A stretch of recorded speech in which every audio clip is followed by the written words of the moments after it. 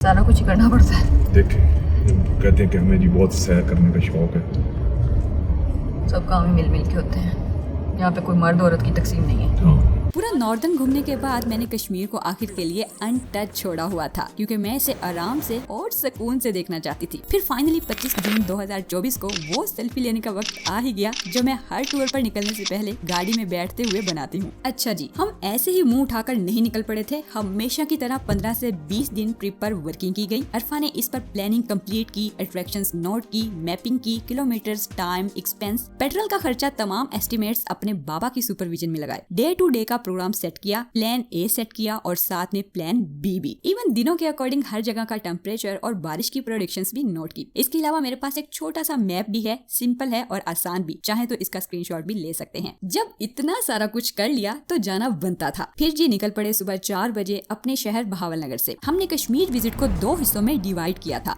एक साइड रावलाकोट और दूसरी मुजफ्फराबाद वाली। हमें स्टार्ट रावलाकोट वाली साइड से करना था, इसलिए फैसलाबाद से होते हुए मोटरवे पर आए और आ गए बालकसर इंटरचेंज से उतरकर चकवाल। वहाँ से रेवड़ियाँ लेकर मंद्रा, फिर मंद्रा से कोहटा और कोहटा से होते हुए चल दिए रावलाकोट की तरफ। रास्ता बहुत ही ज्यादा खूबसूरत होता जा रहा था और साथ में दरिया झेलम भी शुरू हो चुका था, जिसकी खूबसूरती और हैबत वाकई ही देखने लायक थी। हम भी जगह जगह रुककर कोई थोड़ी बहुत फोटोग्राफी भी करते जा रहे थे। इन जैसे खूबसूरत ब्रिजेस पर फोटो बनाना तो बनता है। रास्ता अल्हम्दुलिल्लाह अभी तक तो ठीक ही था, बस सफर की थोड़ी बहुत थकावट हो चुकी थी, क्योंकि हमें घर से निकले काफी देर हो चुकी थी। इसी रास्ते पर हमें एक इंसानी शक्लनुमा रॉक भी देखने को मिली, बहुत खूबसूरत लग रही थी। और मेरी बेटी कटे तरबूज जैसा सूट पहने स्कीपिंग रोप लेकर अपनी अलग ही खेल में मसरूफ थी। बच्चों के भी अनोखे शौक ही होते हैं। फिर अपने बाबा के साथ स्लोमो बनवाने की जिद, वाह। यहाँ साथ ही आगे निर्गोला वाटरफॉल है। हम लोग वहाँ पर चंद मिनट्स के लिए रुके। वहाँ पर दूसरे पार जाने के लिए डोली भी थी और वाटरफॉल तक उतरने के लिए 700 सीढ़ियाँ तकरीबन। मैंने कैंसिल कर दिया क्योंकि उतरने का तो मसला नहीं था,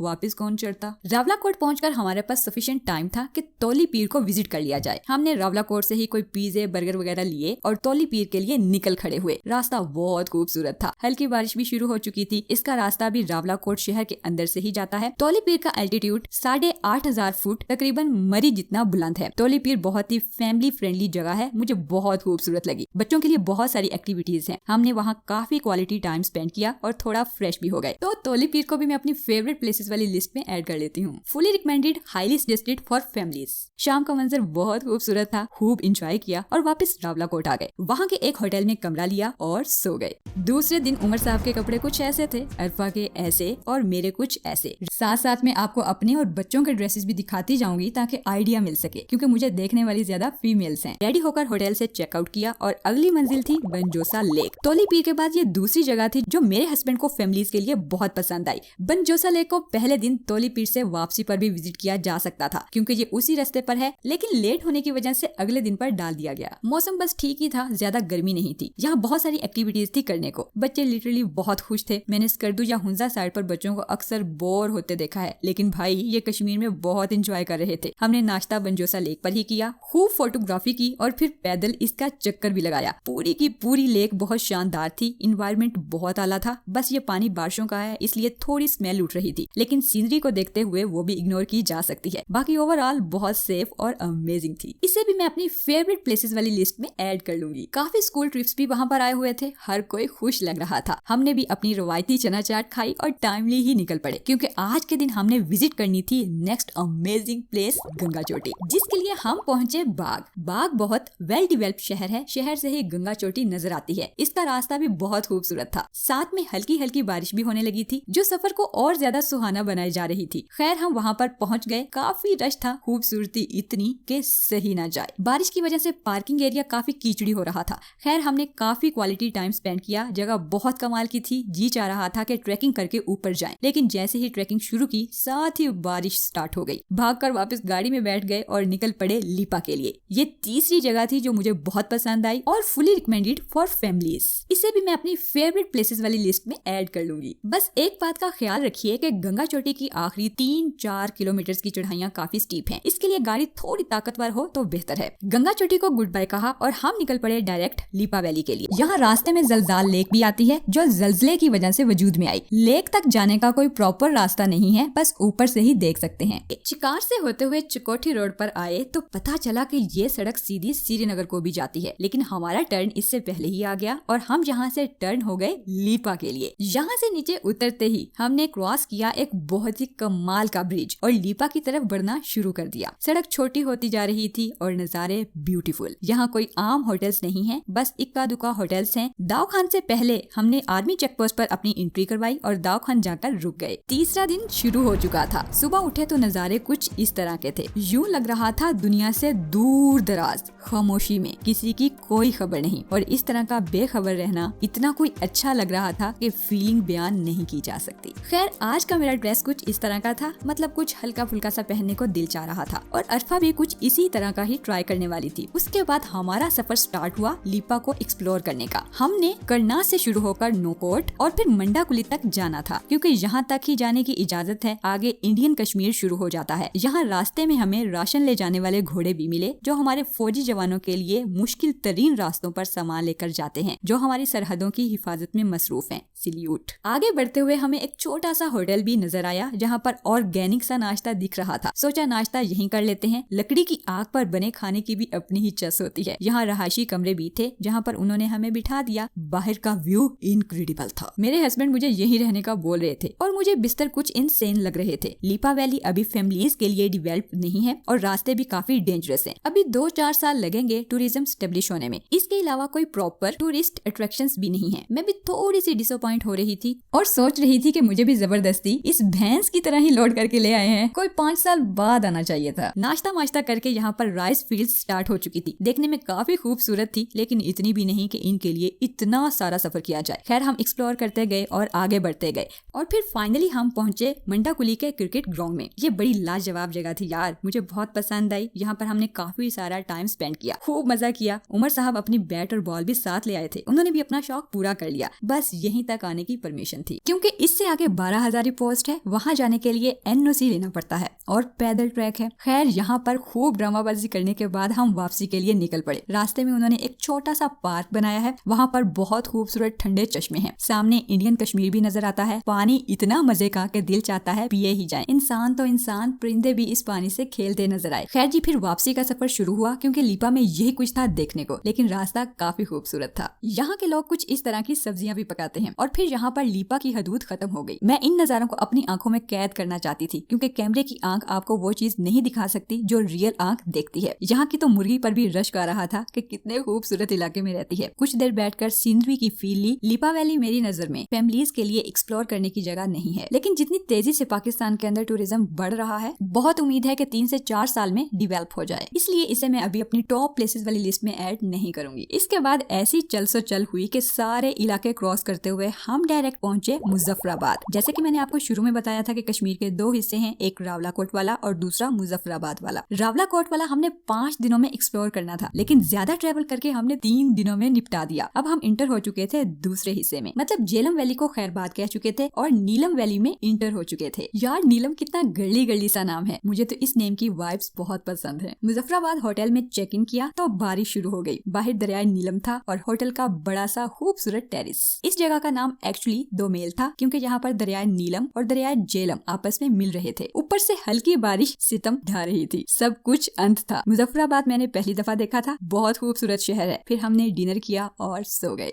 चौथे दिन हम सुबह सुबह उठकर नाश्ता करने के बजाय एक बेकरी पर पहुंचे और बेकरी आइटम्स ले लिए। सोचा नाश्ता माश्ता आगे चल के करेंगे। आज का प्रोग्राम था पीर चुनासी विजिट करने का। ये भी काफी हाइट पर मुजफ्फराबाद का एक टूरिस्ट पॉइंट है। थोड़ा ऊपर जाकर मुजफ्फराबाद का नजारा करते हुए मिठाई नोश फरमाई। मौसम काफी अच्छा था वहाँ का। रौनक मेला भी था। वहाँ एक मजार बना हुआ है जिससे जगह का नाम मंसूब है। अरफा और उमर वहाँ शूटिंग का शौक पूरा करने लग पड़े। यहाँ 50% लोग सैर करने आते हैं और बाकी मन्नतें मांगने। यहाँ लोग चिराग भी जलाते हैं और मन्नतों के धागे भी बांधते हैं। हमने भी अल्लाह ताला से बाबा जी के हक में दुआ की कि अल्लाह उनकी गलतियों से दरगुजर फरमाए और नेक कामों का सिला अता फरमाए, अजाब कब्र से महफूज फरमाए, आमीन। यहाँ पीर चुनासी से मुजफ्फराबाद की पैराग्लाइडिंग खास चीज है। बहुत से लोग यहाँ पर पैराग्लाइडिंग करते हैं और ये बहुत ही ज्यादा मजे की है। पीर चुनासी से उतरकर हम वापस मुजफ्फराबाद से होते हुए आगे निकल पड़े। दरिया नीलम के साथ साथ रास्ता बहुत खूबसूरत था। रास्ते में छोटी बड़ी 2 से 3 आबशारें भी आती हैं, जैसे पंचगुरा वाटरफॉल और धनी वाटरफॉल। उसके बाद जी आपको मिलता है खूबसूरत नजारा नीलम झेलम डैम का। ये वाकई में ही बहुत खूबसूरत डैम है और इसे क्रॉस करते ही आप दाखिल हो जाते हैं प्रॉपर नीलम वैली में। और यहाँ पर आपको कश्मीर की तमाम अट्रैक्शंस का मुकम्मल मैप मिल जाता है। आप चाहें तो स्क्रीनशॉट भी ले सकते हैं, क्योंकि अगर आप भी कश्मीर जाने का प्लान कर रहे हैं तो ये मैप आपके लिए काफी हेल्पफुल साबित हो सकता है। पीर चिनासी को टॉप प्लेसेस वाली लिस्ट में ऐड करना भूल गई थी, तो चलिए इसे भी अपनी टॉप प्लेसेस वाली लिस्ट में ऐड कर लेते हैं। ये एंट्री पॉइंट क्रॉस करते ही हमें राइट साइड पर एक आर नुमा दीवार दिखने लग जाती है, क्योंकि इस तरफ दरिया के दूसरे पार इंडियन कश्मीर है। दरमियान में सरहद के तौर पर सिर्फ एक दरिया ही तो है। खैर, रास्ता बहुत खूबसूरत होता जा रहा था। यहाँ जगह जगह पर इंडियन व्यू पॉइंट भी बने हुए थे, जहाँ से आप बहुत अच्छे से दूसरे मुल्क का नजारा कर सकते हैं। फिर आगे आ जाती है जी कुंडल शाही वाटरफॉल। नो डाउट ये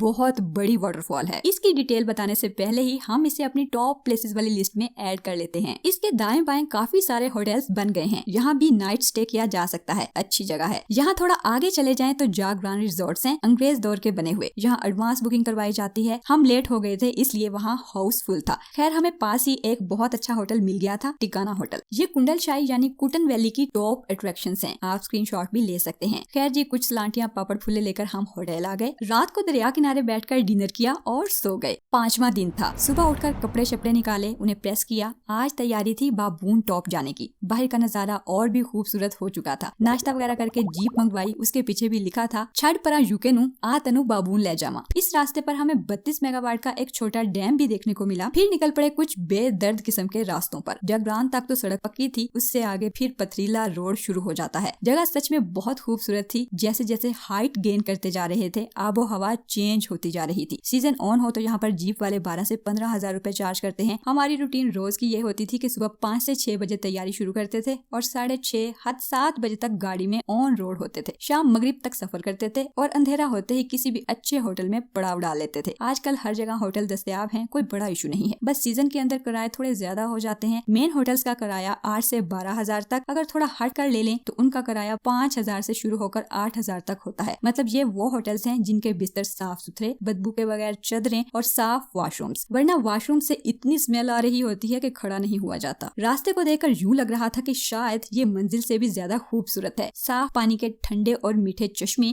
बड़ी मजे की ऑर्गेनिक फील दे रहे थे। खैर, हम टाइमली यहाँ पहुँच गए। फिर हल्की फुल्की बारिश भी स्टार्ट हो गई और बर्फ को देखकर सर्दी भी बहुत लग रही थी, लेकिन हम गर्म जैकेट साथ लाए थे जो हमें बारिश में भी काम देती। यहाँ आगे थोड़ी सी पैदल ट्रैकिंग थी जो बड़ी ही मजेदार थी। वहाँ पर काफी अच्छा क्वालिटी टाइम स्पेंड किया। खूबसूरती में इसका कोई सानी नहीं था। फिर वहाँ हल्की बारिश शुरू हो गई और हमने वापसी का रुख किया। ये जगह भी मुझे बहुत ही ज्यादा पसंद आई, तो मैंने इसको भी टॉप प्लेसेस वाली लिस्ट में ऐड कर लिया। आहिस्ता आहिस्ता जीप तक पहुँचे, फिर जीप में बैठकर अपनी गाड़ी तक कुटन वैली और वहाँ से निकले केरन के लिए, जहाँ इंडियन और पाकिस्तानी बॉर्डर साथ साथ हैं। हमारा नाइट स्टे आज केरन में ही था। यहाँ सामने कुछ इंडियंस नजर आ रहे होंगे जो पाकिस्तान की तरफ देखकर हाथ हिला रहे थे और हमारी तरह सैर वगैरह करने आए थे। खैर, हमने होटल में कमरा लिया और सो गए।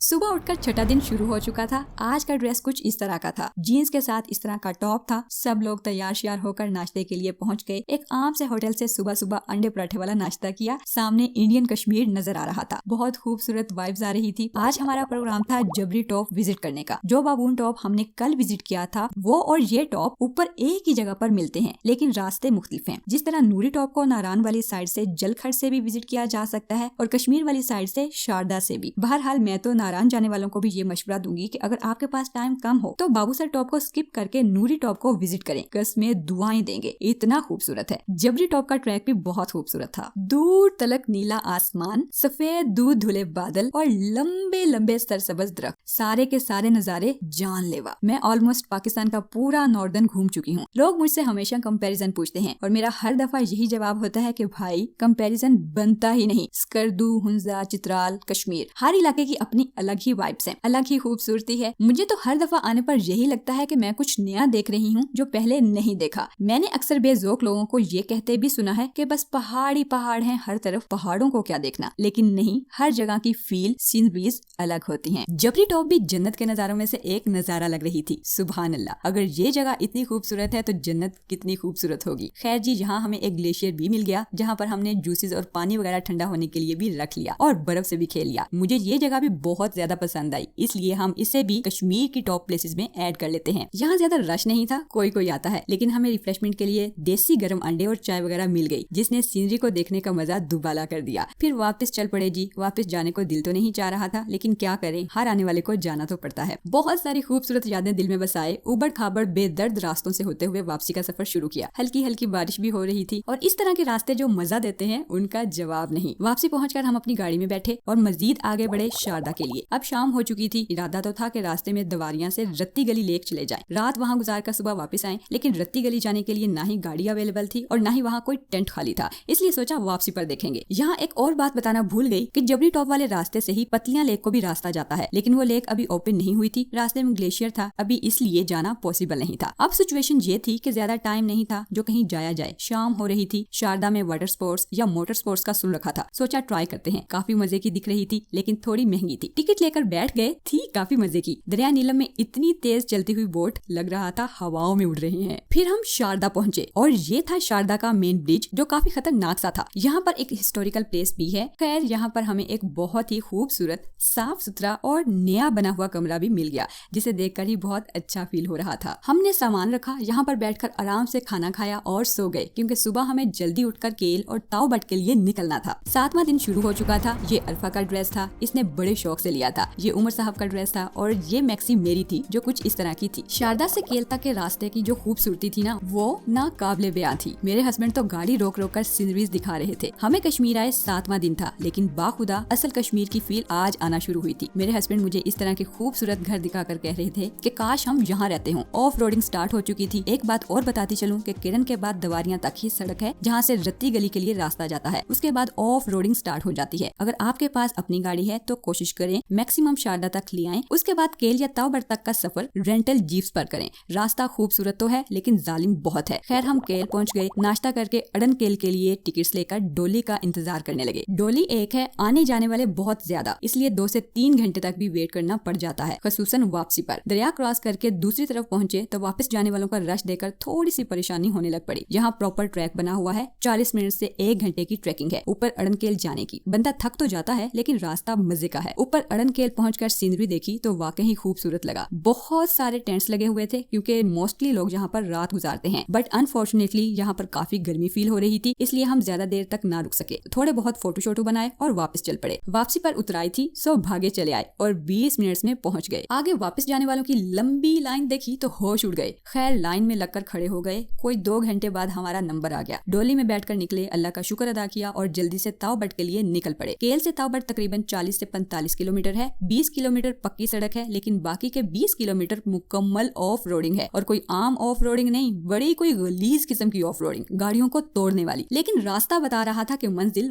बहुत खूबसूरत होगी। यहाँ पर जिनोई से आगे रोड खत्म हो गया और इस तरह की सड़क स्टार्ट हो गई। कुछ इस तरह की गाड़ियां चली तो जाती हैं, लेकिन इनके साथ जुल्म करने वाली बात है। सीन्स कुछ इस तरह के खूबसूरत थे कि यूं लग रहा था जैसे कोई AI मूवी चल रही हो। लेकिन आगे बढ़ते बढ़ते रास्ता और ज्यादा पेचीदा और खराब आता जा रहा था, और साथ में मिट्टी भी बहुत उड़ रही थी। मजबूरी थी कि अब वापस नहीं जा सकते थे। पास कर या बर्दाश्त कर वाला मामला था। जगह का नाम भी किसी ने बड़ा सोच कर ही रखा था, हिल मत। लेकिन जंपों की वजह से हिल हिल कर हमारा कलेजा मुंह के रास्ते बाहर आने को था। कश्मीर की जो बात इसे और ज्यादा खूबसूरत बनाती है, वो यहाँ के घरों का तर्ज तामीर भी है। मुकम्मल लकड़ी से बने ये खूबसूरत घर यूं लगते हैं जैसे यहाँ के हों ही ना। खैर रास्ता जहाँ खूबसूरत था, वहाँ डरावना भी बहुत था। सीधे सीधे दरियाओं के बीच में से ही गुजरना पड़ता है। खैर अल्लाह अल्लाह करके हम तावबट पहुँच गए, और ये थी तावबट की पहली झलक। इंतहाई खूबसूरत दिल फरेब मनाजिर, और इनमें कोई कमाल की कशिश थी वो तो मैं बता ही नहीं सकती। खैर यहाँ रुकने के बजाय थोड़ा आगे तक गए। सोचा पहले पूरा इलाका देख लें, फिर रुकने की जगह डिसाइड करते हैं। फाइनली हमने स्टे करने के लिए इसी एरिया का इंतखाब किया। इस साइड पर गाड़ी खड़ी करके ये ब्रिज क्रॉस करके हम उस पार चले गए और एक अच्छे होटल में रूम बुक करवाकर सामान रख दिया। हमारे रूम का व्यू बड़े कमाल का था। रात को डिनर किया और सो गए। 8वां दिन शुरू हो चुका था। हमने तावबट बाला विजिट करना था, जो 2 से 3 किलोमीटर की पैदल मुसाफिर पर था। उमर साहब का ड्रेस कुछ इस तरह का था, अरफा का ऐसा, और मेरा कुछ इस तरह का। अरफा और उमर हर दफा की तरह हमारे नेबर्स थे। अरफा साहिबा टेरेस पर निकलकर मेकअप फरमा रही थी।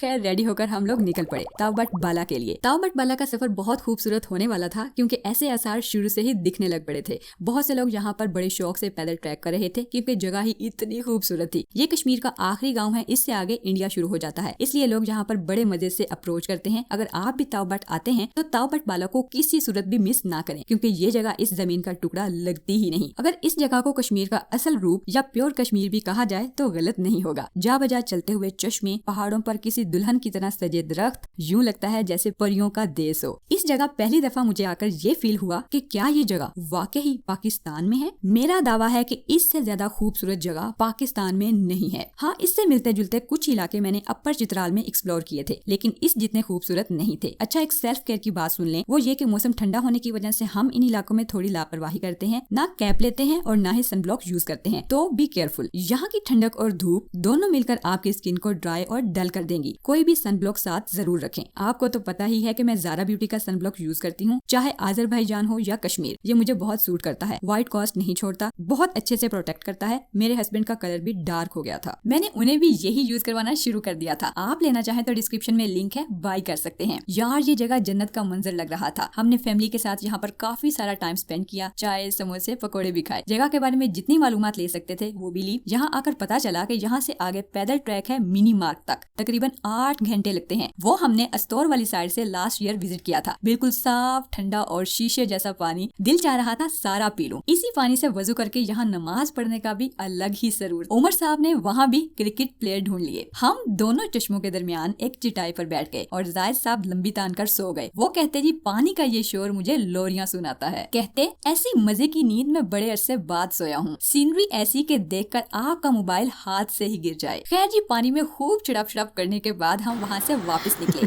रहने को तो यहाँ भी रह सकते थे, साफ सुथरे कमरे भी थे, कोई 2 से 3 हजार में मिल जाता है, और बाकी सारे पैसे व्यू के। जितना मजा जाते हुए आया उससे कहीं ज्यादा वापसी पर आया। इन लोगों ने तो आटे की चक्कियां भी चश्मों के पानी से चलाई हुई हैं। आप जब टेक्नोलॉजी की दुनिया से दूर परे इन इलाकों में आते हैं तो सच में आपको बहुत ऑर्गेनिक और एंशिएंट सी फील आती है, जैसे हम कोई 50 साल पुराने दौर में हैं। अरफा और उमर के लिए ये नई चीज थी। उन्होंने भी इस पूरे प्रोसीजर को बड़े गौर से समझा। फिर जी तावबाट पाला से वापस मेन तावबाट की तरफ चलने लगे। कुछ 40 मिनट से 1 घंटा लगता है। वापस आकर जायद दोबारा अपने बाजू दिखा रहे थे कि काफी टैन हो गया है। 9वां दिन शुरू हो चुका था। अरफा का ड्रेस कुछ इस तरह का था और इस एरिया में हम ठहरे हुए थे। बहुत ही फैमिली फ्रेंडली सा एरिया था। मैंने जायद को इसकी वीडियो बनाने का कहा और खुद नाश्ते का इंतजार करने लगी। हर होटल का अलग से लॉन एरिया था जिसमें प्रॉपर बोनफायर की स्पेस दी गई थी। क्रिकेट और बैडमिंटन का अपना एरिया था। इसके अलावा दरिया के ऊपर खूबसूरत डेक भी बनाए हुए थे खाना वगैरह एंजॉय करने के लिए, क्योंकि कोई प्रॉपर ब्रिज नहीं था। गाड़ी उस तरफ खड़ी थी, अ लिटिल बिट अनसेफ लग रही थी। बाकी यहाँ की हर चीज कमाल की थी। ये जगह स्पेशली न्यू कपल्स, फैमिलीज और हनीमून वाले हजरात के लिए जन्नत है। यहाँ पर लड़के हजरात कम ही आते हैं जो दूर से ही लड़कियों को देखकर हुआ करना शुरू कर देते हैं और बदतमीजाना हद तक हुल्लड़बाजी करते हैं। ये लड़कों की वो किस्म होती है कि जब इनकी अपनी माए बहनें कहती हैं कि सैर पर ले चलो तो कहते हैं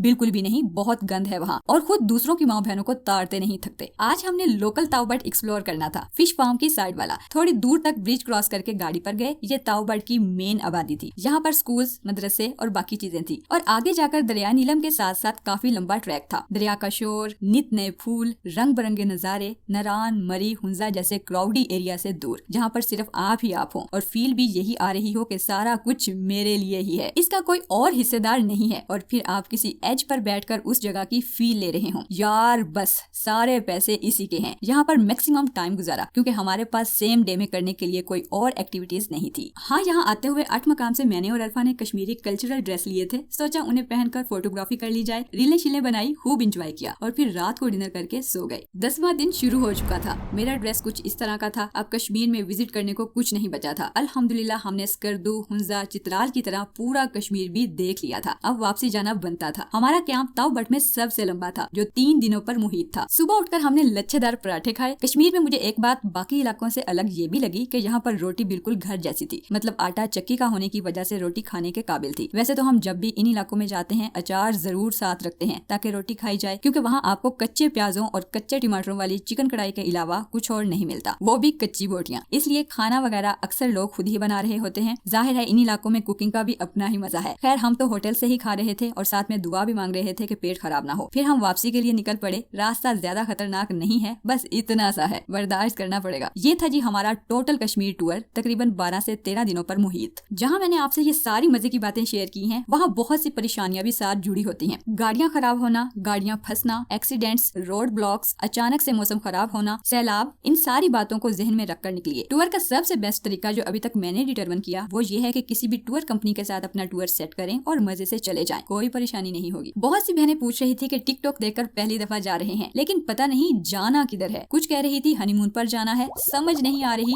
जाएं कहाँ। कुछ शादी के बाद नहीं जा सकी, अब पैसे आए हैं तो दिल चाह रहा है जाने को, या बच्चे छोटे हैं। तो आई सजेस्ट कि अपनी गाड़ी तोड़ने और दर बदर भटकने से अच्छा है किसी भी टूर ऑपरेटर से कांटेक्ट करो और अपना टूर जहां मर्जी कामयाब बनाओ। टाइम की बचत, जलालत से निजात और मजा भी खूब। फिर भी अगर मेरी तरह जुनूनी है खुद विजिट करने के लिए तो फिर आ जाएं, कोई रोक नहीं सकता, लेकिन पूरी वर्किंग करके आएं। शुरू में बता चुकी हूँ कि कश्मीर के 2 हिस्से हैं, एक झेलम वैली और दूसरी नीलम वैली। झेलम वैली रावला कोट वाली साइड है और नीलम वैली ताव बट वाली साइड। अगर आप बच्चों वाले हैं, फैमिली वाले हैं, कैंपिंग और आउटडोर कुकिंग पसंद नहीं करते तो झेलम वैली आ जाएं, आपके लिए बेस्ट है। अगर बच्चे ज्यादा छोटे नहीं हैं तो नीलम वैली यानी मुजफ्फराबाद वाली साइड आ जाएं, लेकिन सिर्फ केरन तक। साथ में 2 से 3 चोटियां और लेक्स वगैरह हैं, वो विजिट कर लें। और अगर आपके बच्चे बड़े हैं, मिजाज भी इश्किया है, रोमांटिक कहानियां पढ़ते और लव स्टोरी वाले ड्रामे देखते हैं तो फिर आप मियाँ बीवी ताव बट आ जाएं, जरूर ही जरूर। मैंने जगहों के हिसाब से क्लासिफिकेशन कर दी है, याद रहे हर क्लास के लिए पैसे शैसे ज्यादा ही लेकर आना, क्योंकि यहाँ पर हर काम करने के दुगने पैसे हैं। वापसी का मौसम कुछ ज्यादा ही मजे का था, सो हमने नथिया गली रुकने का प्रोग्राम बना लिया। 2 दिन बाद वापस घर पहुँच गए। वीडियो पसंद आई हो तो लाइक जरूर कीजिएगा, हक बनता है। और कमेंट्स में बताइए कि अगर आप टूर को बेहतर बनाने के लिए कोई सजेशन देना चाहते हैं तो।